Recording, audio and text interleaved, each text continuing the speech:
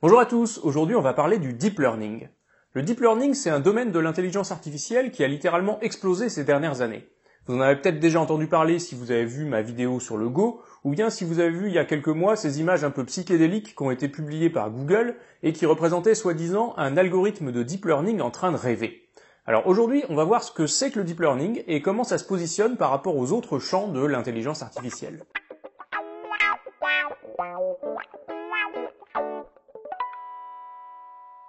L'intelligence artificielle, on en parle depuis plus de 50 ans maintenant. Et l'histoire du domaine est un peu tumultueuse. Ça a commencé par une période de grand enthousiasme où on s'imaginait qu'on arriverait très vite à faire des choses assez incroyables. Et puis ça a été suivi par une période un peu plus sombre de désillusion où on a finalement constaté qu'on avait un peu sous-estimé les difficultés.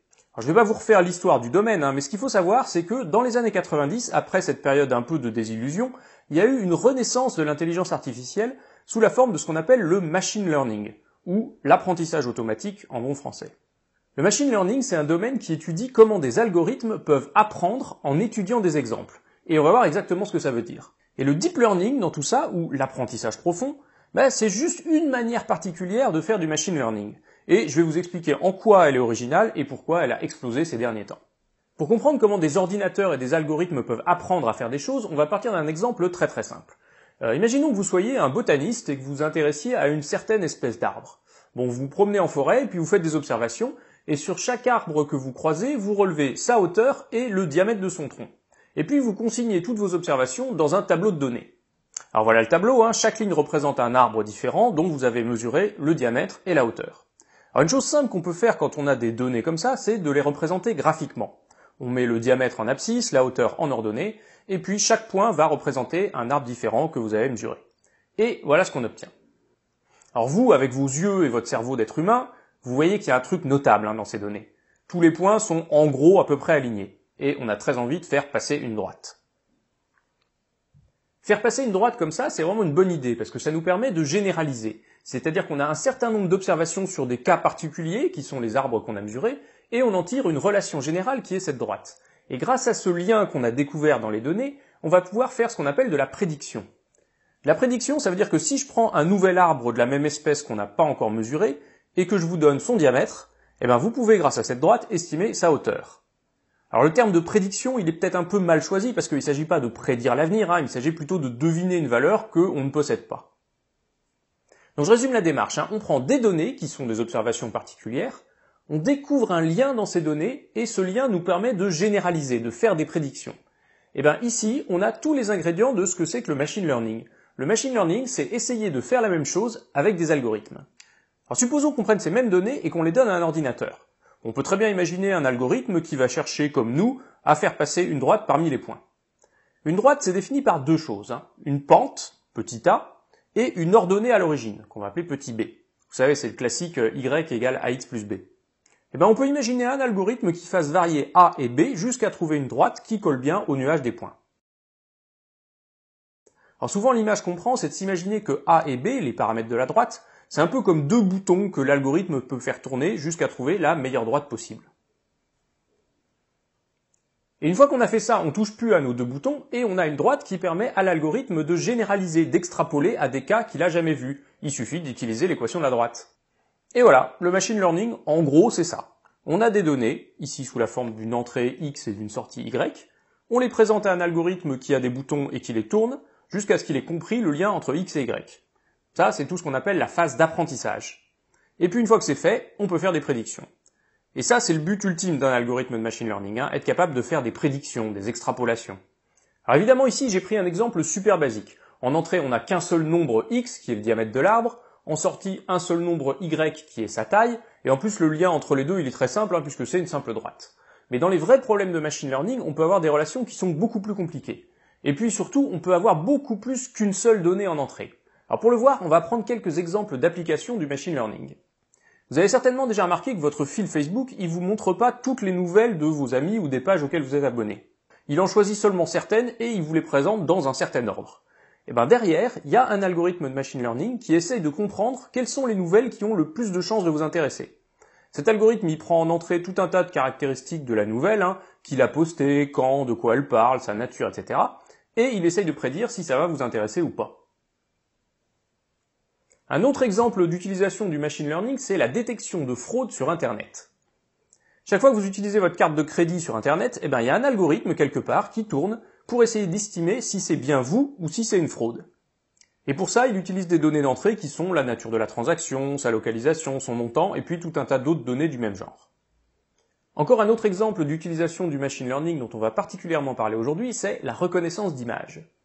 La reconnaissance d'images, ça consiste à essayer de faire un algorithme qui prend en donnée d'entrée une image, et dont le but est d'essayer de deviner en sortie ce que représente l'image. Vous voyez peut-être sur ces quelques exemples que ma droite AX plus B avec ses deux boutons, en fait, elle va être largement insuffisante. Il nous faut quelque chose qui soit capable de prendre plein de données d'entrée, et surtout de capturer des relations bien plus complexes que ça entre les entrées et la sortie. Et c'est là qu'interviennent les réseaux de neurones. Un neurone, c'est quelque chose qui va jouer le même rôle que ma droite tout à l'heure, c'est-à-dire que c'est une fonction mathématique qui va mettre en relation des entrées X avec une sortie Y. Alors évidemment, c'est important de préciser que ce dont on parle là, c'est un neurone artificiel, c'est-à-dire que c'est une construction mathématique qui imite grossièrement le fonctionnement d'un vrai neurone. Les vrais neurones biologiques, ce sont des cellules qu'on trouve dans notre système nerveux et qui sont connectées les unes aux autres. Chaque neurone possède une terminaison qu'on appelle un axone et par laquelle le neurone peut envoyer un signal à d'autres neurones. Et la manière dont fonctionne un neurone, c'est la suivante. Le neurone reçoit ou pas un signal électrique des autres neurones qui sont connectés à lui, et en fonction de ces signaux, il fait un truc assez binaire. Soit il envoie rien dans son axone, soit il envoie un signal électrique, et dans ce cas-là, on dit qu'il décharge. L'idée du neurone artificiel, qui date déjà d'il y a plusieurs décennies, c'est de mimer ce comportement par une fonction mathématique. Alors voilà le principe. Imaginons qu'on ait un neurone artificiel avec, mettons, 3 entrées. On va les appeler x1, x2, x3. On fait la somme de ces 3 entrées, en affectant un coefficient à chacune, on appelle ça un poids. Si la somme obtenue est supérieure à un certain seuil, le neurone va envoyer 1 en sortie, et sinon, il va envoyer 0. Un neurone artificiel, vous voyez donc que c'est une fonction mathématique qui prend des x en entrée et qui sort un y en sortie, et cette fonction, elle a des boutons qu'on peut tourner qui sont les poids et le seuil, un peu de la même manière qu'on pouvait changer les coefficients a et b sur la droite. Alors le problème, c'est qu'un neurone tout seul, en fait, ça suffit pas pour faire des relations très compliquées. Mais ce qui est intéressant, c'est que les neurones, on peut en associer plein ensemble et les empiler pour faire des fonctions beaucoup plus compliquées. Et c'est ça qu'on appelle des réseaux de neurones. Alors on devrait plutôt dire des réseaux de neurones artificiels. En empilant des neurones comme ça, on peut fabriquer des fonctions aussi compliquées qu'on veut, avec plein d'entrées et plein de sorties, et surtout plein de boutons à tourner, autant que de poids et de seuil dans le réseau. Ces réseaux de neurones, l'avantage c'est qu'ils sont très polyvalents. On peut les adapter à plein de types d'entrées ou de sorties. Mais dans le fond, on les utilise de la même manière que ma droite tout à l'heure. On prend un réseau de neurones, on lui présente une base de données d'exemples d'entrées-sorties, et on tourne tous ces boutons jusqu'à ce qu'ils fassent correctement le lien entre les entrées et les sorties. Je vous rappelle qu'on appelle ça la phase d'apprentissage. Et une fois qu'on a fait ça, notre réseau est entraîné, et il est capable de prédire la sortie si on lui présente une nouvelle entrée. Et ça, c'est la phase de prédiction. Un des inconvénients des réseaux de neurones par rapport à ma droite de tout à l'heure, c'est que c'est ce qu'on appelle parfois un modèle boîte noire, c'est-à-dire qu'une fois qu'on a trouvé toutes les bonnes positions des boutons, on se retrouve avec une fonction qui mathématiquement est un peu compliquée, et c'est un peu difficile de l'interpréter. Mais bon, en général, tant que le réseau de neurones donne la bonne réponse, on est content. Et d'ailleurs, il semblerait que l'apprentissage dans le cas des réseaux de neurones artificiels ressemble pas mal à ce qui se passe en réalité dans notre cerveau. Quand on apprend des choses, la force des connexions entre nos neurones se modifie, c'est ce qu'on appelle l'efficacité synaptique, et ça se fait d'une manière qu'on peut comparer à la façon dont on joue sur les poids dans notre réseau de neurones artificiel. Alors encore une fois, le but des réseaux de neurones, c'est pas de faire un modèle de notre cerveau, c'est juste une construction mathématique qui s'en inspire. Bon, tout ça c'était pour la théorie. Maintenant, on va passer à la pratique. On l'a dit, quand on veut faire un réseau de neurones, on empile plein de fois cette unité élémentaire qu'on appelle le neurone artificiel. Bon, maintenant, il y a une question, c'est combien il faut en mettre dans notre réseau? Si on s'inspire de notre cerveau, dans notre cerveau, il y a à peu près 100 milliards de neurones. Et comme il peut y avoir plusieurs milliers de synapses pour chaque neurone, ça nous met pas loin du million de milliards de connexions. Alors très clairement, on va pas du tout pouvoir faire ça avec un réseau de neurones. Et même sans aller jusque-là, en fait, dès qu'on met trop de neurones dans notre réseau, ça fait beaucoup trop de boutons qu'on peut tourner, et ça devient très difficile de trouver les bonnes positions des boutons. C'est-à-dire que la phase d'apprentissage devient quasiment impossible. C'est pour ça qu'assez souvent en pratique, on se limite à une structure très simple avec seulement 3 couches de neurones. Les neurones d'entrée, qui sont les X, le ou les neurones de sortie, c'est le Y, et puis une couche intermédiaire de neurones. Et plus on met de neurones dans la couche intermédiaire, plus le réseau est a priori polyvalent et puissant. mais plus il devient compliqué à entraîner, à trouver les bonnes positions des boutons. Et si on essaie d'ajouter des couches de plus, on se noie assez vite dans la complexité de la phase d'apprentissage. Pour des problèmes avec un nombre raisonnable de données d'entrée, comme par exemple de la détection de fraude sur Internet, ce genre de méthode peut très bien marcher. Mais pour faire de la reconnaissance d'image, en fait, c'est vite limité. Là, ici, on prend une photo de petite taille, mettons 400 par 400, ça fait tout de suite 160 000 pixels, c'est-à-dire 160 000 nombres à filer en entrée au réseau. Et on se retrouve obligé d'utiliser un réseau extrêmement compliqué qu'on n'arrivera pas à entraîner. Et donc, en somme, balancer une image brute dans un réseau de neurones, ça marche pas. Alors heureusement, il existe une méthode pour s'en sortir, c'est celle de fabriquer des caractéristiques intermédiaires de l'image. Imaginons qu'on s'intéresse à un problème qui consiste à reconnaître des véhicules. Vous voulez fabriquer un algorithme à qui on donne une image et qui nous dise si cette image représente une voiture, un bus, un train, une moto, etc. Nous, en tant qu'êtres humains, il existe un certain nombre de caractéristiques qui nous permettent de faire la différence. On peut par exemple compter le nombre de roues apparentes, regarder le rapport largeur-hauteur, regarder quelle est la couleur dominante, la quantité de surface vitrée, le nombre de vitres, leur forme, etc. La solution pour faire de la reconnaissance d'image dans ce genre de situation, c'est de créer un algorithme intermédiaire qui ne sera pas un réseau de neurones, et dont le but va être d'analyser les images et d'extraire toutes ces caractéristiques intéressantes. Et ce sont ensuite ces caractéristiques qu'on va donner à un réseau de neurones pour faire la reconnaissance. Cette approche, elle peut fonctionner parce que la quantité de données d'entrée qu'on va filer au réseau, elle va être bien inférieure à ce qu'on aurait si on avait filé l'image brute en entier. Les caractéristiques qui résument l'image, il va y en avoir quelques dizaines, maximum quelques centaines. Et comme on a résumé l'image en la réduisant à une liste de caractéristiques essentielles, on dit parfois qu'on a fait une abstraction de l'image. Tout ça c'est très bien, mais ça pose quand même un petit problème, c'est que la qualité de la reconnaissance va fortement dépendre de la manière dont on a fait ce travail intermédiaire de construction des caractéristiques essentielles de l'image. Et pour faire correctement ce travail, il faut savoir de quoi on parle. Dans mon exemple des véhicules, il faut savoir que ce qui est important pour différencier un véhicule d'un autre, c'est le nombre de roues, les vitres, etc. Et donc il faut, entre guillemets, un expert du domaine. Et c'est donc le concepteur de l'algorithme intermédiaire qui fait en quelque sorte une bonne partie du travail d'intelligence. C'est pour pallier à ça qu'intervient le deep learning. On a vu comment fonctionnait le machine learning classique, et on a vu comment on pouvait l'utiliser pour faire de la reconnaissance d'image, pourvu qu'on ait une étape précédente qui soit une étape de construction des caractéristiques essentielles de l'image qu'on pourrait ensuite donner à un réseau de neurones. L'idée un peu folle du deep learning, c'est de sauter cette étape. En gros, on va faire un gros réseau avec plein de couches de neurones et à qui on file l'image brute. C'est ce qu'on appelle un réseau profond, d'où l'appellation d'apprentissage profond ou deep learning en anglais. Alors je vous ai dit, a priori, cette idée, elle peut pas fonctionner, ça fait beaucoup trop de neurones, ça fait beaucoup trop de boutons à tourner, et la phase d'apprentissage ne marche pas. Il y a quand même des gens qui ont voulu essayer.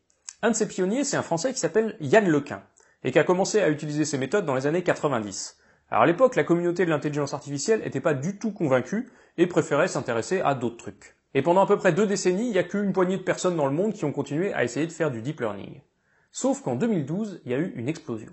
Il faut savoir que tous les ans, il y a une compétition de reconnaissance d'images qui est organisée, où tous les meilleurs algorithmes du monde s'affrontent. Vous pouvez voir ici les pourcentages d'erreurs obtenus par les différents algorithmes de la compétition, en 2010 et en 2011. Et plus le pourcentage est faible, meilleur est l'algorithme. En 2012, à la surprise générale, c'est un algorithme de deep learning qui a largement battu tout le monde. Et dès l'année suivante, tout le monde s'est mis à faire du deep learning dans cette compétition. Évidemment, ce qui est intéressant, c'est d'essayer de comprendre pourquoi, soudainement, un algorithme de deep learning marche mieux que les méthodes habituelles, alors que pendant 20 ans, tout le monde avait pensé que ça marcherait jamais. Alors on l'a dit, dans les méthodes habituelles, on a un algorithme qui extrait de l'image les caractéristiques essentielles, qui résume l'image, qui en donne une abstraction. Et ces caractéristiques, normalement, on les file à un réseau qui est peu profond.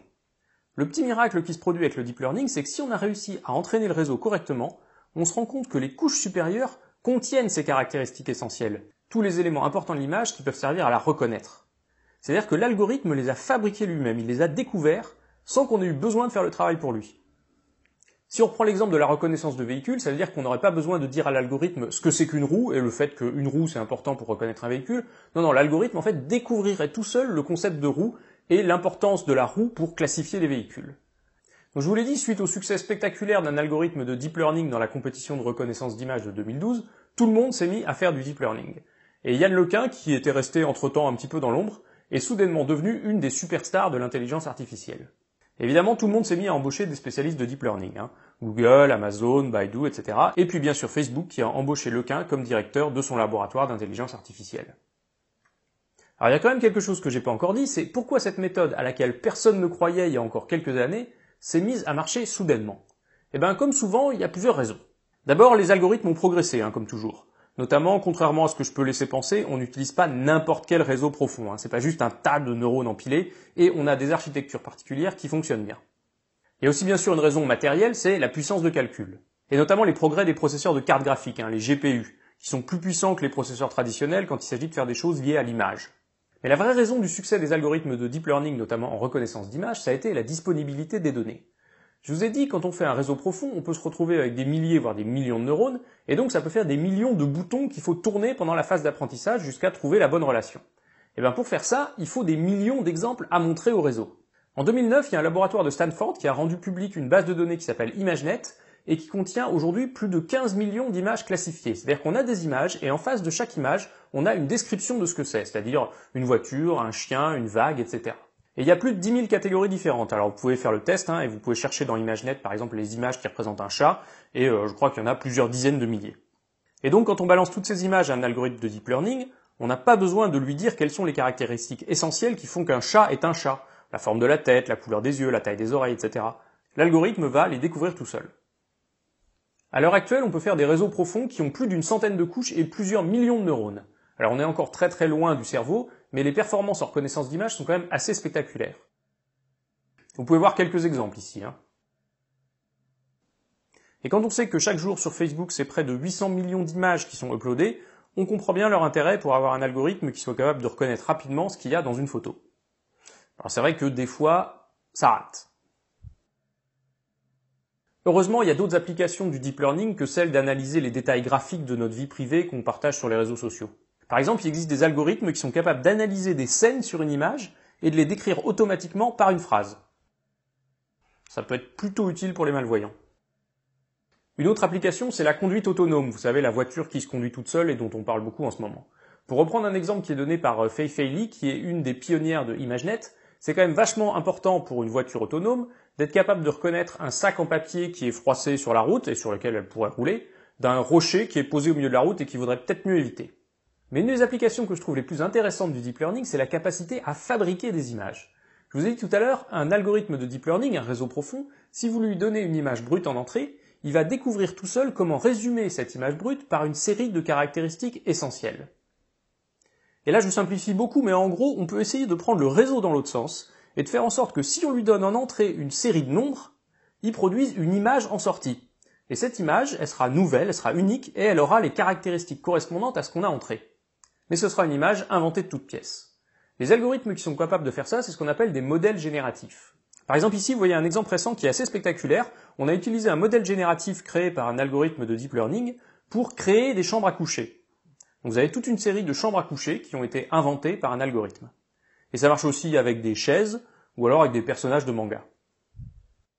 Bon, puis mon exemple préféré, c'est celui-ci. Il s'agit de pochettes d'albums qui ont été complètement inventées par un algorithme de deep learning qui auparavant avait étudié des vraies pochettes d'albums. L'exemple le plus médiatique, même si c'est pas forcément le plus utile, c'est celui dont j'ai parlé au début, c'est Google Deep Dream. Il s'agit d'un réseau qu'on a entraîné sur tout un tas d'images, et qu'ensuite on a utilisé pour produire des images un peu psychédéliques. Le principe, c'est un peu le même que quand on s'amuse à essayer de trouver des formes dans les nuages. Vous savez, quand on joue à regarder les nuages, en gros, on peut essayer de se forcer à y voir d'autres trucs que des nuages. Et bien ici, on a donné des images à un réseau profond, et on l'a forcé à essayer d'y voir autre chose. Et voilà le résultat. C'est sympa, non ? Alors encore une fois, il s'agit d'un exemple un peu anecdotique, mais j'espère quand même vous avoir convaincu qu'il y a plein d'applications fantastiques pour le deep learning. Et je suis sûr que d'ici quelques années, on trouvera ce genre d'algorithme partout. Merci d'avoir suivi cette vidéo. Si vous voulez aller plus loin, je vous en conseille deux autres. La première, c'est celle de Fei Fei Li, qui est donc une des créatrices de ImageNet, qui à la conférence TED a présenté le problème de la reconnaissance d'image et ce qu'on peut faire aujourd'hui, c'est assez rapide.